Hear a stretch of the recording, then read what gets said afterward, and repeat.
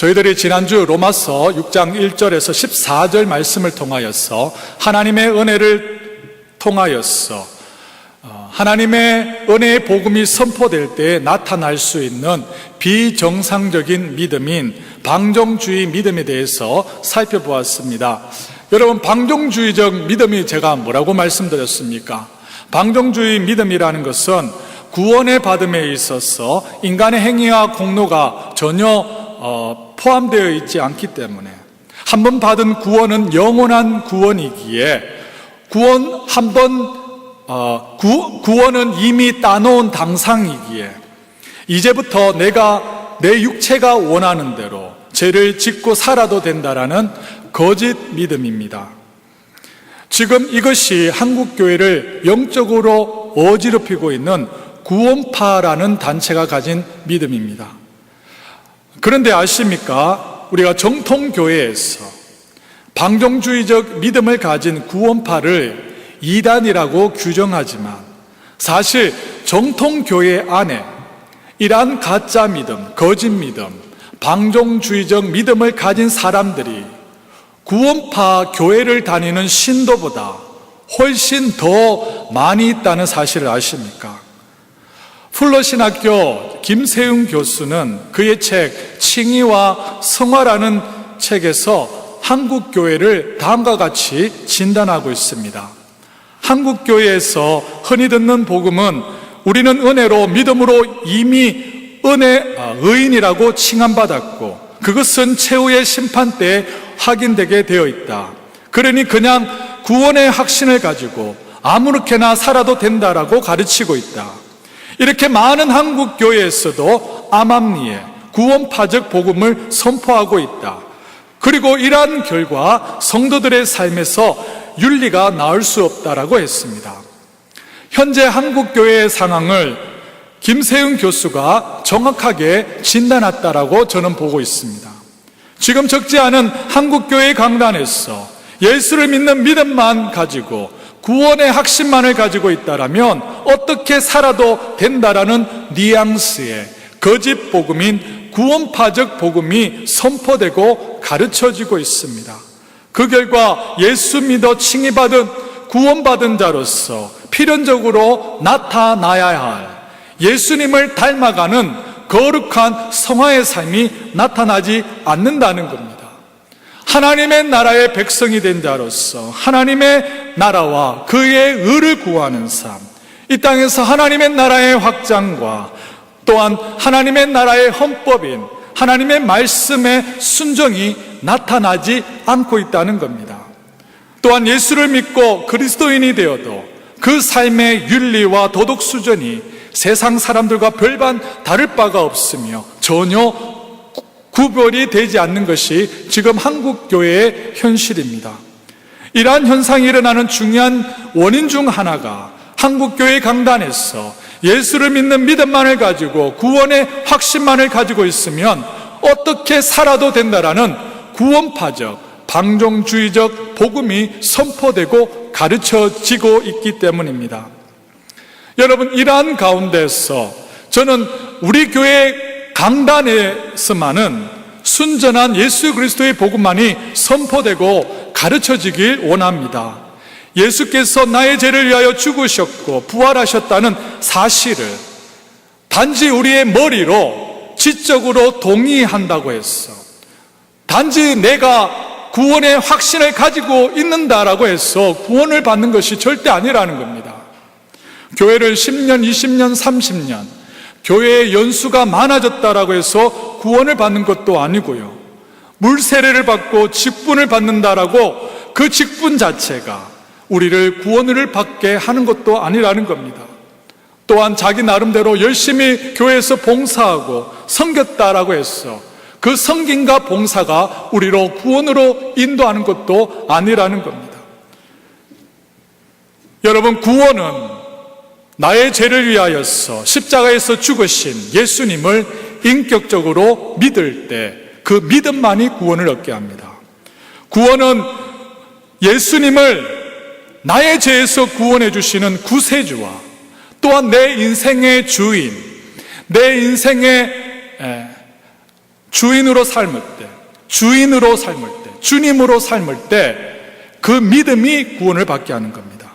그리고 구원받는 그 참된 믿음에는 필연적으로 열매를 맺히게 됩니다.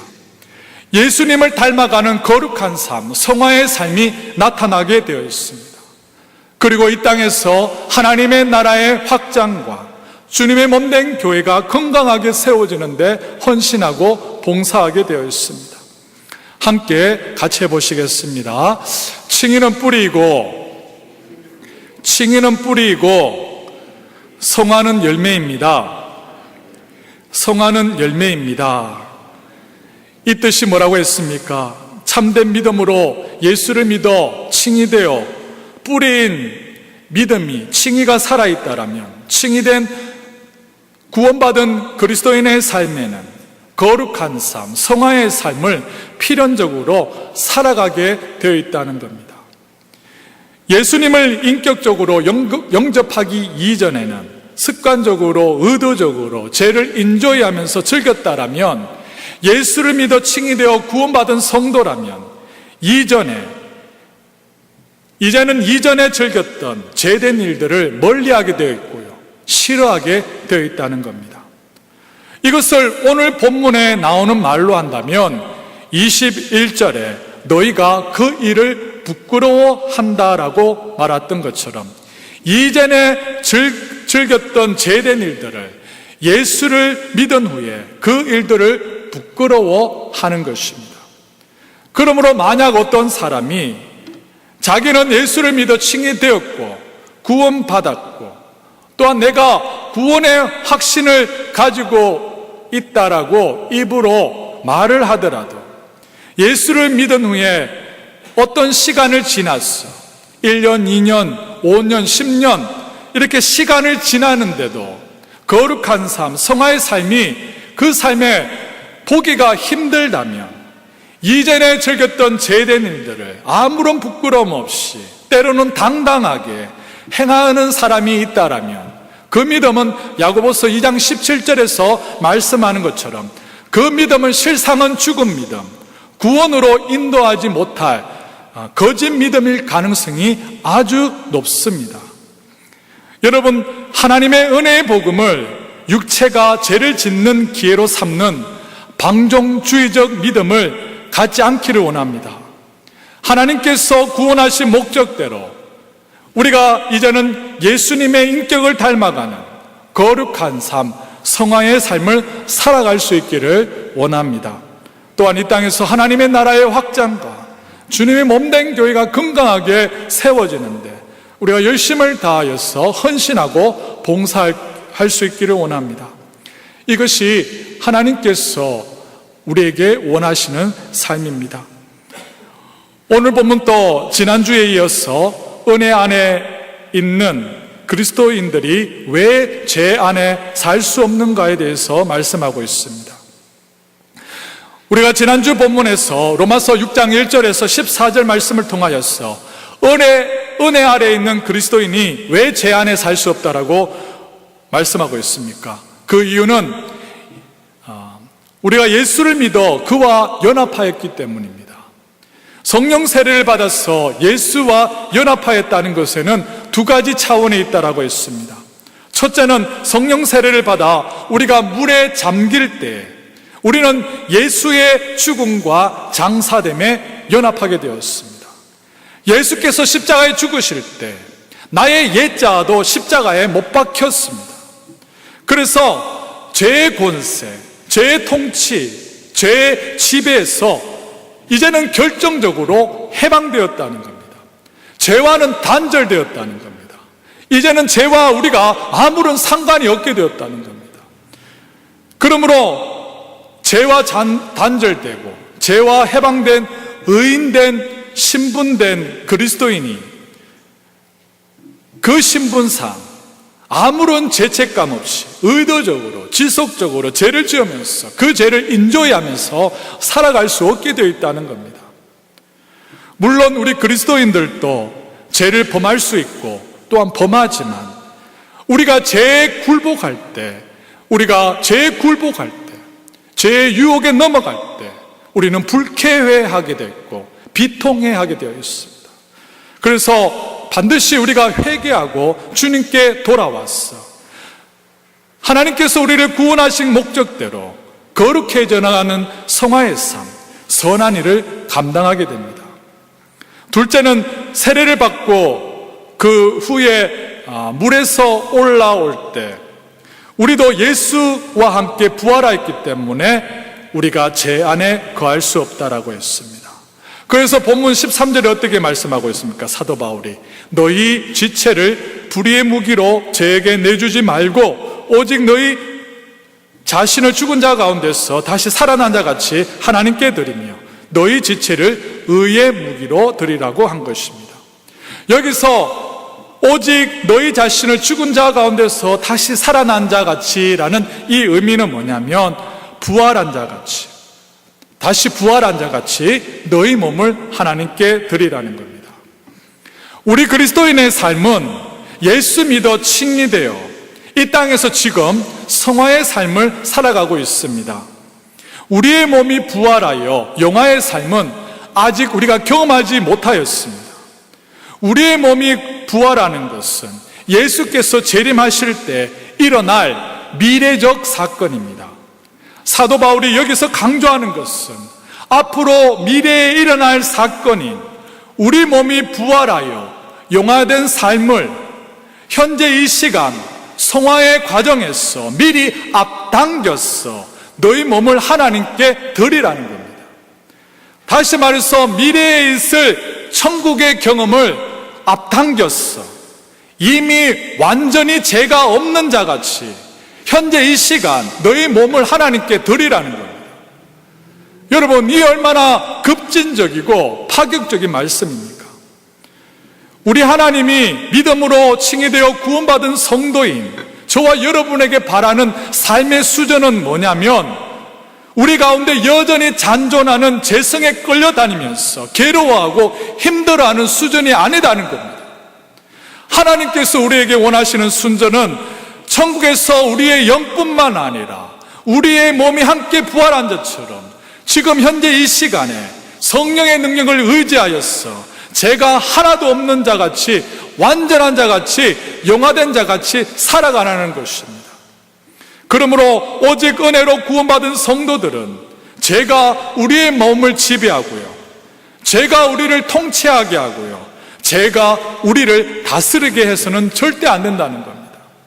죄가 우리를 유혹하는 대로, 죄가 명령하는 대로, 죄가 우리를 이끌어가는 대로 우리가 죄의 종으로 살아갈 수는 안 된다는 뜻입니다. 저는 여러분들의 몸이 이미 부활한 자같이 하나님 우리의 몸으로 의의 무기로 하나님께 영광 돌릴 수 있기를 원합니다. 오늘 본문인 6장 15절에서 23절에서 그리스도인이 죄 안에 살 수 없는, 거할 수 없는 또 다른 한 가지의 이유를 말씀하고 있습니다. 그것은 이전에는 우리가 죄의 종이었으나 회심하였어, 거듭났어, 하나님의 종으로 우리의 스테터스가, 우리의 신분이, 우리의 아이덴티티가, 우리의 정체성이 바뀌었기 때문에 우리가 죄 안에 살 수 없다라고 말씀합니다. 우리 본문 한번 읽어보겠습니다. 15절과 16절 다 같이 한번 읽겠습니다. 시작. 그런즉 어찌하리요? 우리가 법 아래 있지 아니하고 은혜 아래 있으니 죄를 지으리요? 그럴 수 없느니라. 16절. 너희 자신을, 제가 읽어드리겠습니다. 16절. 너희 자신을 종으로 내주어 누구에게 순종하든지 그 순종함을 받은 자의 종이 되는 줄을 너희가 알지 못하느냐? 혹은 죄의 종으로 사망에 이르고 혹은 순종의 종으로 의에 이르느니라 라고 되어 있습니다. 오늘 본문 15절과 16절은 지난주 본문인 1절과 2절과 비슷한 패턴으로 되어 있는 것을 알 수 있습니다. 1절을 제가 다시 한번 읽어드리겠습니다. 6장 1절에 보면 그런즉 우리가 무슨 말을 하리요? 은혜를 더하게 하려고 죄에 거하겠느냐라고 질문하고 있습니다. 그럴 때 2절에 어떻게 대답하고 있습니까? 그럴 수 있느니라 없느니라? 그럴 수 없느니라. 그 이유가 뭐라고 했습니까? 죄에 대하여 죽은 우리가 어찌 그 가운데 더 살리오라고 대답합니다. 오늘 본문에서도 비슷하게 되어 있어요. 15절에 다시 한번 보시면 어떻게 되어 있습니까? 그런즉 어찌하리요? 우리가 법 아래 있지 아니하고 은혜 안에 있으니 죄를 지으리요? 그럴 수 있느니라 없느니라? 그럴 수 없느니라. 16절에 다시 한번 보시면 너희 자신을 종으로 내주어 누구에게 순종하든지 그 순종함으로 받은 자의 종이 되는 줄을 너희가 알지 못하느냐? 혹은 죄의 종으로 사망에 이르고 혹은 순종의 종으로 어디에 이른다고 했어요? 의에 이르느니라 라고 했습니다. 여러분, 여기에 나오는 순종의 종, 그리고 의의 18절에 보면 의의 종, 또한 22절에 보면 하나님께 종, 이렇게 이 세 가지의 단어는 똑같은 의미를 가지고 있습니다. 오늘 본문에서 그리스도인이 죄 안에서 거하여 살 수 없는 이유가 뭐냐면, 이제는 죄의 종의 신분이 아니라 순종의 종, 의의 종, 하나님의 종으로 저와 여러분의 신분이 바뀌었기 때문입니다. 그러므로 방종주의자들은 하나님의 은혜로 주어진, 우리에게 주어진 자유를 철저하게 잘못 이해한 것입니다. 하나님의 은혜로 그리스도인이 예수 안에서 받은 자유는 어떤 자유냐 하면, 죄가 우리를 명령하더라도, 죄가 우리를 유혹하더라도 그 죄에 순종하지 않는 자유, 그 유혹에 따라가지 않아도 될 자유라는 겁니다. 다시 말해서 하나님께서 그리스도인에게 주신 자유는 죄를 마음대로 지어도 될 자유가 아니라 죄를 짓지 않아도 될 자유, 죄가 명령해도 죄의 종이 되지 않아도 될 자유라는 겁니다. 여러분 믿으십니까? 그런데 방종주의자들은, 구원파적 믿음을 가진 자들은 예수 안에서 받은 자유를 잘못 이해하고 온 것입니다. 그들이 받았던 자유가 육체의 기회와 육체의 방종으로 멋대로 죄를 지으면서 살아야 될 자유라고 잘못 오해한 것입니다. 그래서 방종주의자들은 다음과 같이 말합니다. 내가 죄를 범해도 하나님께서 또 용서해 주실 거야. 나는 이미 율법에서 벗어났으니까 내가 죄를 지어도 정죄함이 없어. 하나님의 은혜를 더 풍성하게 깨닫기 위해서 내가 더 죄를 지어야 돼 라고 말을 합니다. 만약 여러분 이러한 핑계를 대면서 우리 안에 잔존하는 죄와 싸우지 않고 지속적으로 의도적으로 죄를 즐기는 사람이 있다면 두 가지의 경우입니다. 첫째는 영적으로 아직 너무 어리고 유치한 수준의 그리스도인이거나, 아니면 그 믿음은 실상 구원받지 못한 죽은 믿음일 가능성이 아주 높습니다. 왜냐하면 예수 안에 있는 그리스도인의 정체성은 이제는 우리가 죄의 종이 아니라 순종의 종, 의의 종, 하나님의 종이기 때문입니다. 앞에서 말씀드렸던 것처럼 물론 우리 칭의된 그리스도인들도 죄의 유혹에 넘어갈 수 있고 넘어가지만 우리가 죄를 짓습니다. 그러나 예수를 믿음으로 참되게 칭의된 그리스도인은 죄의 유혹에 넘어간 때, 죄를 범할 때 우리는 비통해야 하고 불쾌해야 합니다. 죄에 대한 염증을 가지게 됩니다. 왜냐하면 칭의된 그리스도인의 안에는 성령님이 내주하고 계시기 때문입니다. 우리 안에 계시는 성령님은 우리가 죄에 굴복하고요, 죄를 따라가고요, 죄를 지을 때 우리 안에서 근심하시고 아파하십니다. 그리고 칭의된 그리스도인은 우리 안에 내주하시는 성령님께서 근심하고 아파하시기 때문에 그것을 우리가 깨닫게 되고요, 가만히 있을 수가 없다는 겁니다. 끊임없이 지속적으로 죄의 유혹에 순종하면서 살 수 없게 되어 있습니다. 반드시 지은 죄에 대해서 우리가 회개하게 되어 있고, 우리 안에 있는 죄를 몰아내게 되어 있고, 하나님의 종, 의의 종, 하나님 또한 순종의 종으로 하나님께 살아가게 되어 있습니다. 그렇다면 왜 방종주의적 믿음이 활개를 치고 있습니까? 그것은 자기 정체성인 의의 종, 순종의 종으로 살아가라는 하나님의 구원의 목적을 잊어버렸기 때문입니다. 우리 본문 17절과 18절 다 같이 한번 읽겠습니다. 시작. 하나님께 감사하리로다. 너희가 본래 제 종이니 너희에게 전하여 준 바 교훈의 본을 마음으로 순종하여. 18절. 죄로부터 해방되어 의에게 종이 되었느니라. 여러분, 방종주의 또한 구원파적 거짓 믿음이 나오는 것은 18절에서 죄로부터 해방되어 의에게 종이 되었다는 우리의 새로운 정체성을 잊어버렸기 때문입니다. 방종주의적 구원파적 믿음을 가진 사람은 자기 육체로 자기가 원하는 대로 자유를 누린다라고 생각하지만, 여러분, 사실 그것은 죄의 종노릇하는 것입니다.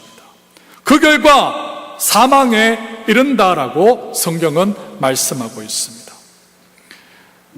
죄로부터 해방되어 의의 종이 되어 새로운 자기 정체성을 가진 그리스도인들은 본문 19절 하반절에 말씀하신 것처럼 이제는 너희 지체를 의에게 종으로 내주어 거룩함에 살게 되어 있습니다.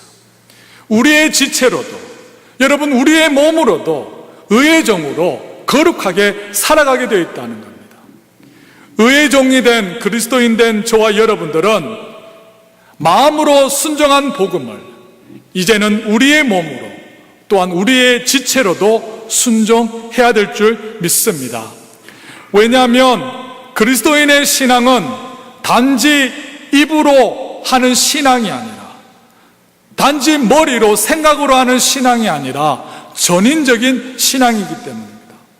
우리의 머리와 생각뿐만 아니라 우리의 귀와 우리의 발과 우리의 입술과 우리의 온몸으로 하나님 말씀에 순종하는 전인격적인 신앙이라는 말씀입니다. 마태복음 한번 읽어보겠습니다. 마태복음 7장 20절, 21절 시작. 이러므로 그들의 열매로 그들을 알리라. 21절 시작. 나더러 주여 주여 하는 자마다 다 천국에 들어갈 것이 아니요 다만 하늘에 계신 내 아버지의 뜻대로 행하는 자라야 들어가리라. 아멘. 21절에 뭐라고 했습니까? 예수님께서 나더러 주여 주여 하는 자마다. 이 말이 뭡니까? 다시 말해서 말로는 예수를 믿는다라고 하는 자마다 다 천국에 들어간다, 못 들어간다? 다 들어갈 것이 아니요 다만 아버지의, 하늘에 계신 내 아버지의 뜻대로 행하는 자라야 들어간다라고 했습니다. 그리고 하나님의 뜻대로 행하는 자는 마태복음 7장 20절 말씀에 나왔던 것처럼 그 삶의 열매로 알 수 있습니다. 거룩한 삶을 살아가고 있는가를 보면 알 수 있습니다. 하나님의 나라와 그의 의를 구하는 삶을 살아가고 있는 것을 보면 알 수 있습니다. 사랑과 희락과 화평 같은 성령의 열매가 맺히고 있는가를 보면 알 수 있습니다. 그렇다면 질문 드리겠습니다. 여러분의 삶 가운데는 지금 현재 참된 믿음으로 칭의받아 구원받은 열매가 맺혀지고 있습니까?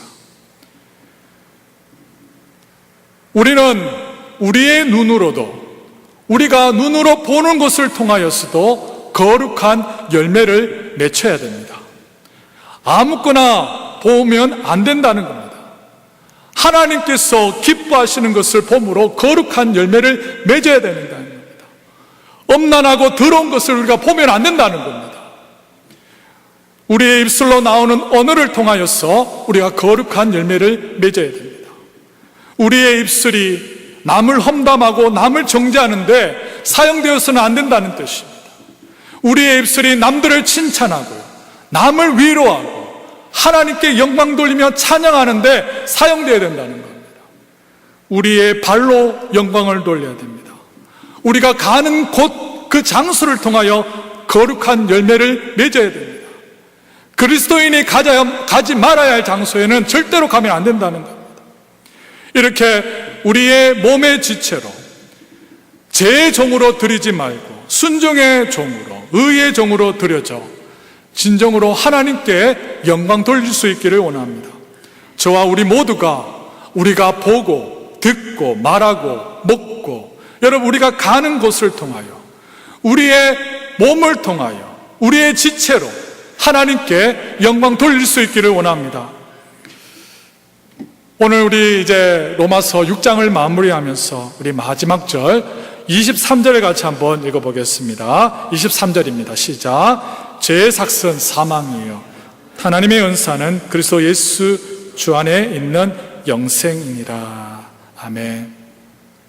23절이 6장을 이제 요약한 것입니다. 죄의 삭은 뭐라고 했습니까? 사망이라고 했습니다. 이것은 죄의 결과와 열매는 영원한 둘째 사망인 저주라는 겁니다. 그러나 하나님의 은혜로운 선물은 그리스도 예수 안에 주 안에 있는 영생입니다. 여기서 우리가 알 수 있는 것은 죄가 주는 것과 하나님이 주는 것은 그 방법과 패러다임이 근본적으로 차이가 있습니다. 죄의 패러다임은 우리가 쌓는 삭스로 사망을 받는 겁니다.